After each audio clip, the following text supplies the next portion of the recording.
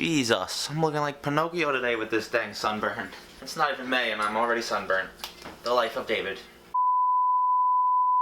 What's going on, guys? My name is David and welcome back to yet another Buzzfeed test. Now, as we speak, I'm on my way from New York to Orlando to attend Playlist Live for the entire weekend. I'm going to be vlogging, I'm going to be tweeting out where I am pretty much every day, so if you want to come hang out and be in my vlog and say hello, keep an eye on my Twitter this weekend.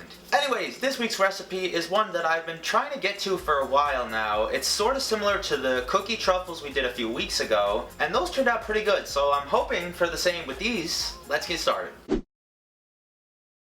Alright guys, this week we have not one, not two, but 4 different recipes that we're going to be trying. All of which require their own cake. So let's get right into it. This first cake requires some water, some oil, and 3 eggs. So I threw those all in the bowl along with the funfetti cake mix. Gave that a thorough mix up for a couple minutes and then spread that into a 13 by 9 inch greased pan.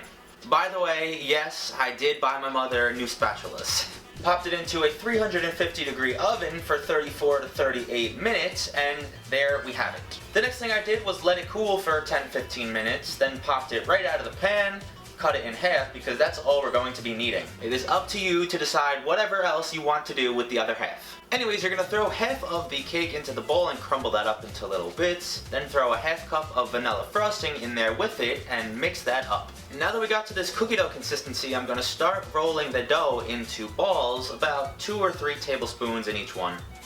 Finish that off by throwing some lollipop or popsicle sticks in each one, and then throw that into the freezer for a half hour. The last thing we got to do to finish these off is, you guessed it, grab yourself some candy melts and melt those things down. I can't seem to escape these damn things. Grab your cake pops out of the freezer, give them a nice coating in the white chocolate, and then throw some rainbow sprinkles over top. I repeated that process for all 12 of the cake pops that I made, and there you go. There's your funfetti cake pops. But that's just our first one. Let's move on to number 2. The next flavor we're going to be trying is some red velvet, so I prepared the cake batter the same exact way as the last time, to bake that for about the same amount of time. Pop that one out of the pan and cut that in half as well. Finally, I crumbled it up, throw it with a half cup of cream. Are you kidding me? Now it's in frostings too? I'm telling you, melting chocolate and cream cheese are like my 2 enemies. I cannot escape from them. I used the same technique to roll them into balls, then throw some sticks in them too, froze them up, and then dip those in the same white chocolate as last time. I also forgot to mention that you're going to want to keep a bit of the crumbled cake mix just to throw on top like so. And number 2 is complete, your red velvet cake pop. On to number 3. Now we're going to be creating some Oreo cake pops, and these are a little bit different, so let's get right to it.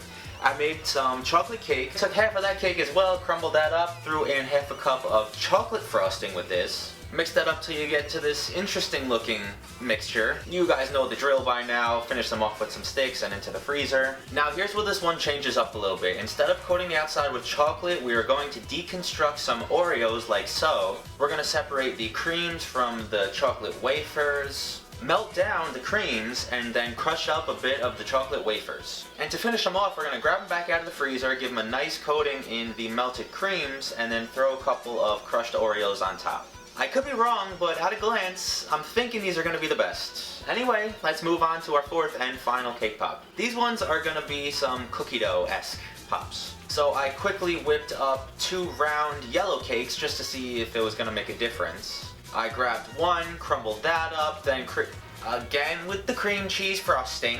Y'all already know how I'm going to feel about that one. And then I also had to throw in a half cup of chocolate chips. That's kind of what makes the whole thing, so don't forget that. Roll those up into balls, pop a couple sticks in there, throw them into the freezer. Now the final step out of all of these cake pops is to melt down some milk chocolate chips, and then with that, carefully coat each one of your pops. This is much harder to work with than the candy melts, so just stick with it. If I can get them to work, you can too, trust me. And there are your cookie dough pops. Let's get to tasting some of these. Alright, so let's go in order here. I made the birthday cake ones first. That's funfetti cake, vanilla icing, white chocolate, and sprinkles. So,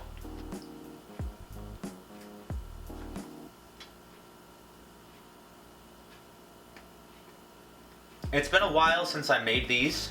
I know in the video it seems really short because I edited it all, but I made these at 11:30 this morning. It is now 4:45 in the afternoon.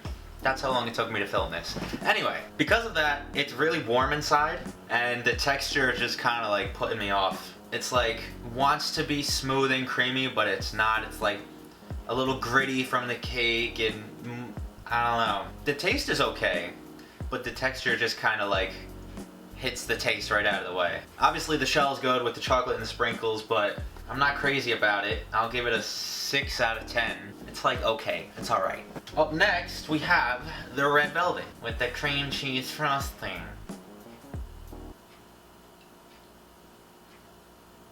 My first instinct is to always talk crap about cream cheese because it shows up everywhere, but I'm actually pleasantly surprised with this one. It's not as sweet as I imagined it was gonna be, nor were the last ones.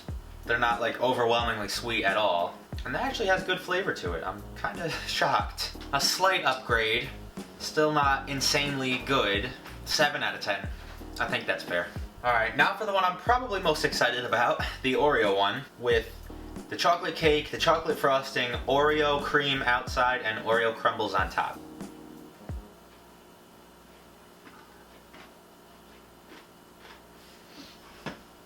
Oh my god. Yo, that's incredible. Oh my god. I am shocked at how good this is. And you wanna know why I probably like it so much more? Because the crumbles on top make it crunchy. And it changes up the mushy texture inside. Damn, that's so good. Look at this, I'm about to finish. If you're an Oreo fan, 100% try that one. 9.5 out of 10. Now last, and probably least, the cookie dough. Yellow cake, cream cheese frosting again, chocolate chips, milk chocolate outside.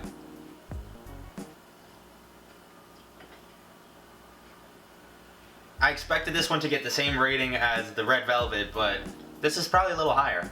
This one gets 8.5. You guys already know I'm not crazy about that cream cheese frosting, but overall not terrible. I'd rank Oreo number 1, this number 2, red velvet number 3, and funfetti number 4. So if you want to try any of these, do the Oreo. Those are the best.